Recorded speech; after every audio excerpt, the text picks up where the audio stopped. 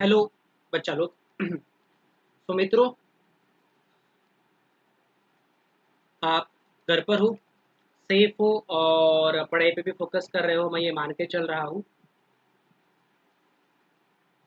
हम लोग जो कस्टम्स अभी पढ़ रहे हैं, इसमें ये जो क्वेश्चंस हम लोग डिस्कस कर रहे हैं, तो लास्ट लेक्चर हम लोगों ने कुछ क्वेश्चंस किए थे डिस्कस।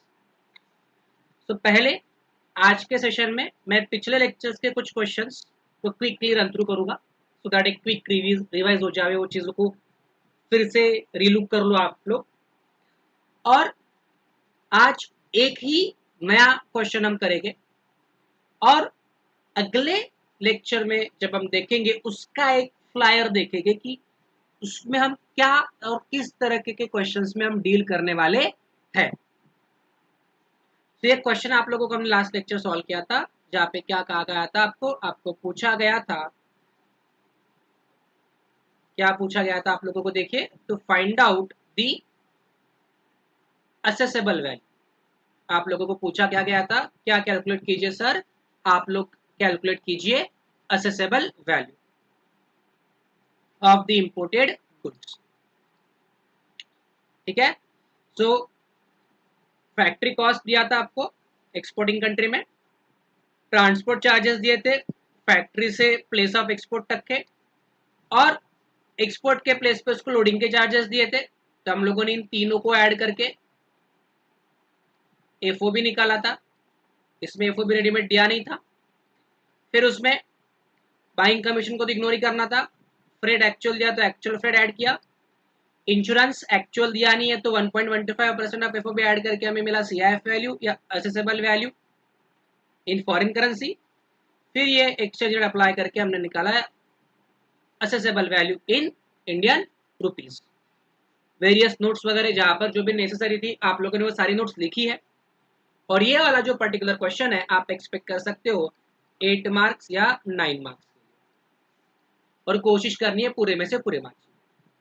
सो क्विकली, तो हमने पहले लिया फैक्ट्री में कॉस्ट $10,000, फिर ट्रांसपोर्ट चार्जेस 500, फिर 50 ऐड किए तो हमें मिला एफओबी वैल्यू फॉर एक्सपोर्टर 10,550।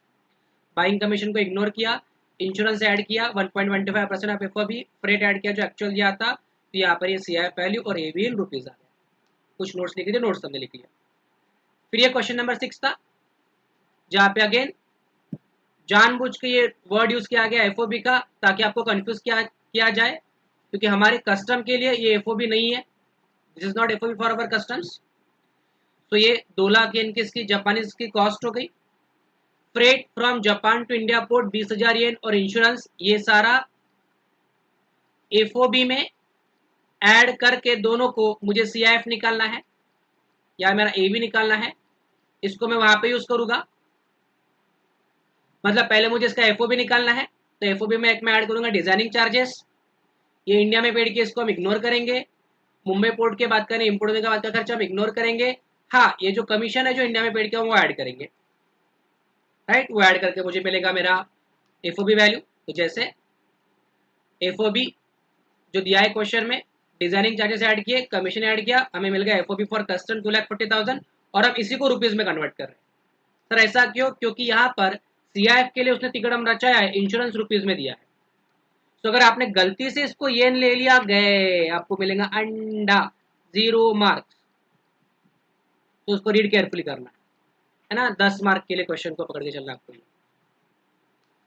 तो वो लेने के बाद ये आपका आ गया सीआईएफ वैल्यू और असेसेबल वैल्यू। साथ में ये क्वेश्चन नंबर 7 आप लोगों को क्या था, होमवर्क।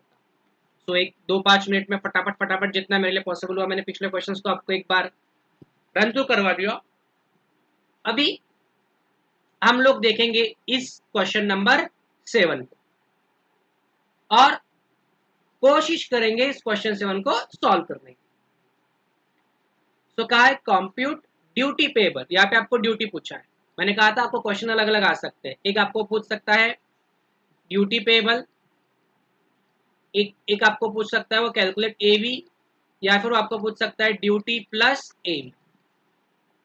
हम लोगों ने ड्यूटी के कुछ क्वेश्चंस पहले किए थे, एवी के कुछ क्वेश्चंस हम कर रहे हैं, अभी फिर से हम ड्यूटी के कर रहे हैं। And then we will reach at a point जहां पर हम ड्यूटी प्लस एवी दोनों के क्वेश्चंस करेंगे, ताकि हमारा जो सिस्टम है स्टडी रिवाइज स्टडी या स्टडी रिवाइज क्वेरी सॉल्व करो and then again study, cycle हमारा कंटिन्यू चलते रहेगा। तो आप भी उसी फॉर्मेट में पढ़ोगे, मैंने भी उसी फॉर्मेट में पढ़ा है, एवरीवन जो भी पास होता है सेम फॉर्मेट फॉलो करता है, और हमारे वीडियोस या सेशंस या लेक्चर्स भी सेम फॉर्मेट में चलेंगे। चलिए, तो कॉम्प्यूट पूछा आपको ड्यूटी पेबल, असेसेबल वैल्यू दे दिया आपको $10,100, date of bill of entry दे दिया 25 अप्रैल 2018, जब आपका बेसिक कस्टम ड्यूटी है 12%, और exchange rate as notified by central board of excise and custom is $1 is equals to ₹65।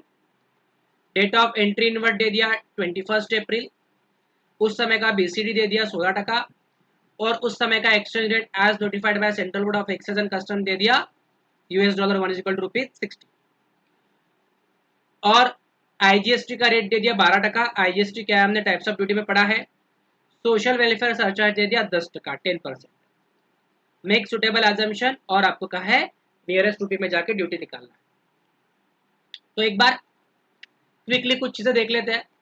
तो सबसे पहला पॉइंट मैं देखता हूं कि सर ये एवी जो दी है ये मुझे फॉरेन करेंसी में दी है।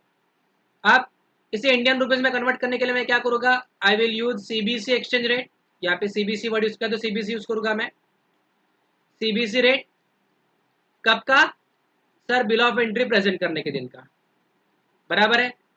तो date of bill of entry क्या है मेरा 25 अप्रैल 2018, और उस समय का सीबीसी का रेट कितना है $, इज इक्वल टू ₹65।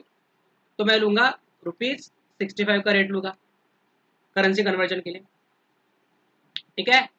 तो ये होगा फॉरेन करेंसी को रुपीज में कन्वर्ट करने का रेट। अब इसके अलावा हमें ये भी चाहिए कि बीसीडी का रेट भी चाहिए।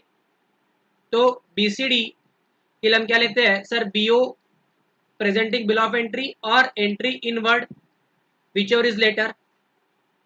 तो बिल ऑफ एंट्री आया 25 अप्रैल, एंट्री इन वर्ड आया 21 April, whichever is later तो क्या है हमारे पास में 25 अप्रैल 2018।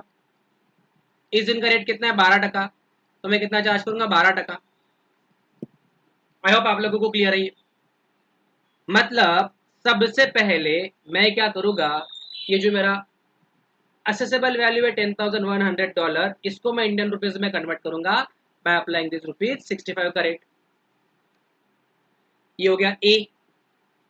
फिर ये ए के ऊपर मैं चार्ज करूंगा basic custom duty eight the rate of 12%। ये हो गया बी। ये बी के ऊपर हम चार्ज करेंगे social welfare surcharge at the rate of 10%। ये हो गया सी। तो ये ए प्लस बी प्लस सी, इन तीनों के ऊपर हम चार्ज करेंगे IGST at the rate of 12%। और सारे ड्यूटीज का जब मैं टोटल लगाऊंगा तो मुझे मिल जाएगा मेरा total duty payable. I hope आप लोगों को क्लियर है जो भी मैंने आपको भी एक्सप्लेन किया।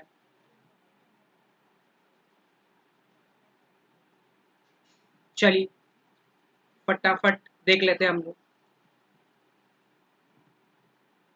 तो ड्यूटी पेएबल पूछा है, ठीक है। तो हम लोग लेते हैं क्वेश्चन नंबर 7 कर रहे हैं हम लोग। This is your question number 7, ठीक है। सो हम लोग लेंगे कंप्यूटेशन ऑफ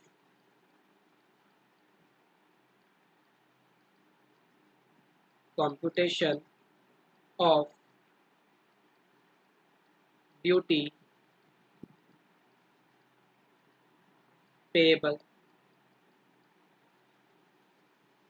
ड्यूटी पूछा है हमें तो लोड नहीं है ज़्यादा, ठीक है। So let's try to solve it, ठीक है। तो मैं सारे नंबर ले रहा हूँ रुपीज़ में अभी डायरेक्टली फटाफट, जो भी मेरे एक्सप्लेनेशन है मैं नोट में लिख दूंगा। तो ए सबसे पहले मैं लूँगा a assessable value in rupees, note number 1 आएगा इसका, ठीक है। थोड़ा सा इसे हम ठीक से लिखने की कोशिश करते हैं ताकि अगर कुछ वैसे इशू तो होना नहीं चाहिए, but if anything you have तो वो ना रहे, छोटा मोटा चिंटू पिंटू अगर कुछ होगा वैसे ये छोटी मोटी चीज़ों के ऊपर हमें ध्यान देना नहीं चाहिए मेरे हिसाब से। तो वी शुड फोकस ऑन जो मेन पर्पज है, जो ऑब्जेक्ट है हमारा। Reaching the objective is more important rather than process. हालांकि इसमें इथिक्स में हमें पढ़ना नहीं है, बट फिर भी एवी इन रुपीज, ठीक है। नोट नंबर 1 बनाएंगे। तो नोट 1 में हमें सारा एक्सप्लेनेशन लिखेंगे। तो ये US dollar 10,100, see date of bill of entry के दिन सीपीसी का रेट है 65, राइट। तो मैं लूँगा $10,100 इंटू ₹65। तो लीजिए कैलसी पे 10,100 इंटू 65, 6,56,500। तो ये आया आपका ₹6,56,500, 6,56,500। बी, इसके ऊपर चार्ज करेंगे बेसिक कस्टम्स ड्यूटी। एग्जाम में भी बीसीडी लिख सकते हो। At the rate of bill of entry 25 April, entry inward 21 April, whichever is later 25 April. Rate कितना है 12%, right. So at the rate of 12%, इसकी बनेगी नोट नंबर, ठीक है। तो इंटू 12%, जो कि आता है 78,780, 78,780।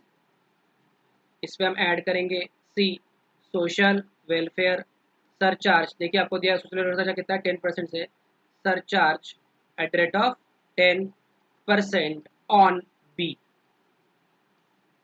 बराबर है। तो इसके ऊपर 10% कितना आ रहा है, ये 7878, 7,878, 7878। तो ये सब ऐड करके बी में मेरे पास में आया वैल्यू फॉर आईजीएसटी, ठीक है। तो देखिए कितना आ रहा है 6,56,500 प्लस 78,780, 78,780 प्लस 7878, कितना आ रहा है ₹7,43,158, ठीक है। एक बार रिकन्फर्म कर लेना अच्छी हमें, 6,56,500 plus 78,780 plus 7878, 7,43,158,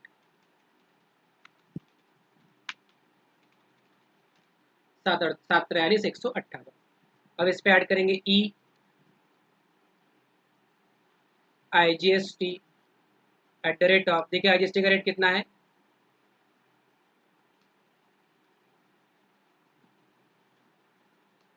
how much is IGST का रेट, देखिए 12% है, बराबर है। IGST under section 37 is for the custom is 12%, मिला आपको। आईजीएसटी का रेट कितना है 12%, right. So IGST at the rate of 12%। क्या हो गया इसे, वाई दिस कोलावरी, कुछ तो भी राइटिंग में या इरेजिंग में कुछ गड़बड़ हो चुकी है, कोई नहीं, एक बार मैं फिर से लिख देता हूँ।